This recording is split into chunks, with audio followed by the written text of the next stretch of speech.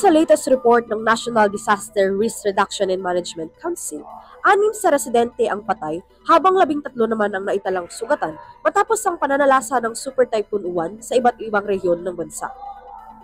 Labis na naapektuhan ang maraming lugar, lalong-lalo na ang Central Luzon, Bicol Region, Western Visayas at Eastern Visayas, habang 0 casualties naman ang naitala sa lalawigan ng Isabela.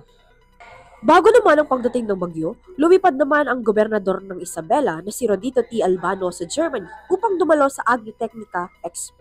Ayon sa kanya, nagsagawa ang Isabela ng kinakailangang preparasyon bago pa man manalasa ang bagyong Uwan. Tinatayang nasa higit 2 milyong individual ang apektado ng bagyong Uwan, habang halos 1.5 milyon naman ang nananatili sa mga evacuation center sa iba't ibang rehiyon ng bansa.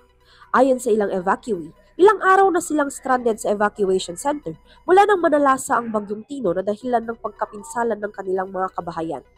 Matatandaang nagbigay din ang United States ng 1 milyon bilang tulong pinansyal sa Pilipinas upang suportahan ang mga nasalanta ng bagyong Tino.